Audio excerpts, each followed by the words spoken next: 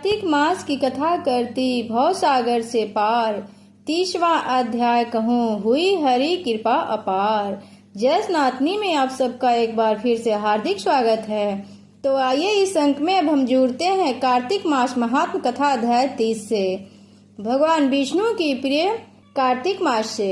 आज हम श्रवण करेंगे कार्तिक मास महात्म कथा अध्याय 30। भगवान श्री कृष्ण सत्यभामा से बोले, हे प्रिय, नारद जी के यह वचन सुनकर महाराज पृथु बहुत आश्चर्यचकित हुए। अंत में उन्होंने नारद जी का पूजन करके उनको विदा किया। इसलिए माघ, कार्तिक और एकादशी यह 3 व्रत मुझे अत्याधिक प्रिय है।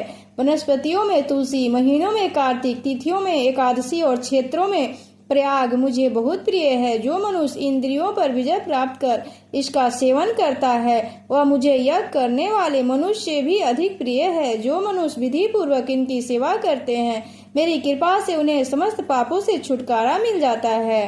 अगर अभी तक आपने इस चैनल को सब्सक्राइब नहीं किया है तो कृपया सब्सक्राइब कर लें और वीडियो पसंद आए तो लाइक भी कर दें। भगवान श्री कृष्ण के वचन सुनकर सत्यभामा जी ने कहा, हे प्रभु, आपने बहुत ही अद्भुत बात कही है कि दूसरे के पुण्य के फल से कलह की मुक्ति हो गई। यह प्रभावशाली कार्तिक मास आपको अधिक प्रिय है, जिससे पतिद्रोह का पाप केवल स्नान के पुण्य से ही नष्ट हो गया। दूसरे मनुष्य द्वारा किया हुआ पुण्य उसको देने से किस प्रकार मिल जाता है, यह आप मुझे बताने की कृपा करें। श्री कृष्ण भगवान बोले, प्रिय, जिस कर्म द्वारा बिना दिया हुआ पुण्य और पाप मिलता है उसे ध्यान पूर्वक सुनो। सतयुग में देश, ग्राम तथा कुलों को दिया पुण्य या पाप मिलता था, किंतु कलयुग में केवल कर्ता को ही पाप तथा पुण्य का भोगना पड़ता है। संसर्ग न करने पर भी वह व्यवस्था की गई और संसर्ग से पाप व पुण्य दूसरे को मिलते हैं, उसकी व्यवस्था भी सुनो।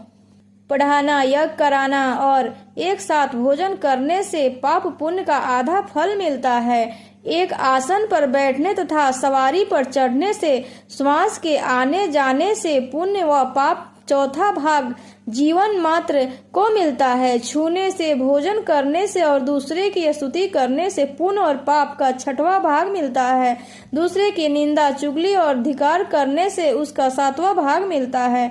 पुण्य करने वाले मनुष्य की जो कोई सेवा करता है वह सेवा का भाग लेता है और अपना पुण्य उसे देता है। नौकर और शिष्य के अतिरिक्त जो मनुष्य दूसरे की सेवा करवा कर उसे पैसे नहीं देता वह सेवक उसके पुण्य का भागी होता है। जो व्यक्ति पंक्ति में बैठे हुए भोजन करने वालों की पतल लांघता है उसे अपने पुण्य का 6वां भाग देता है। स्नान, ध्यान आदि करते हुए मनुष्य जो व्यक्ति बातचीत करता है या उसे छूता है वह अपने पुण्य का 6वां भाग दे डालता है। मनुष्य धर्म के कार्य के लिए दूसरों के धन मांगता है वह पुण्य का भागी होता है। ठीक उसी प्रकार जिस प्रकार की दान करने वाला पुण्य का भागी होता है, जो मनुष्य धर्म का उपदेश करता है और उसके बाद सुनने वाला से याचना करता है कि वह अपने पुण्य का 6वां भाग उसे दे दे। जो मनुष्य दूसरों का धन चुराकर उससे धर्म करता है वह चोरी का फल भोगता है, वह शीघ्र ही निर्धन हो जाता है, और जिसका धन चुराता है वह पुण्य का भागी हो जाता है। बिना ऋण उतारे जो मनुष्य मृत्यु को प्राप्त होता है उसको ऋण देने वाले सज्जन पुरुष पुण्य के भागी होते हैं। शिक्षा देने वाला, सलाह देने वाला, सामग्री को जुटाने वाला तथा प्रेरणा देने वाला यह पाप और पुण्य के 6ठे भाग को प्राप्त करता है। राजा प्रजा के पाप पुण्य से षष्ठांश का भोग ही होता है। गुरु शिष्यों का, पति पत्नी तथा पिता पुत्र का स्त्री पति के लिए पुण्य का 6ठा भाग पाती हैं। पति को प्रसन्न करने वाली आज्ञाकारी स्त्री पति के लिए पुण्य का आधा भाग ले लेती हैं। जो पुण्यात्मा पराये लोगों को दान करते हैं वह उनके पुण्य का 6ठा भाग प्रदान करते हैं। जीविका देने वाला मनुष्य जीविका ग्रहण करने वाले मनुष्य के पुण्य के 6ठे भाग को प्राप्त करता है। इस प्रकार दूसरे के पुण्य अथवा पाप बिना दिए भी दूसरे को मिल सकते हैं, किंतु यह नियम जो कि मैंने बतलाए हैं वे कलयुग में लागू नहीं होते।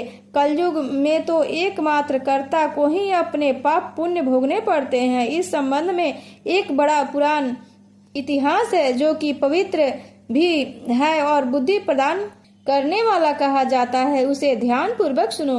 यह इतिहास एक 30वां भाग में अवश्य श्रवण करें। इस तरह से कार्तिक मास महात्म कथा अध्याय 30 संपूर्ण हुआ।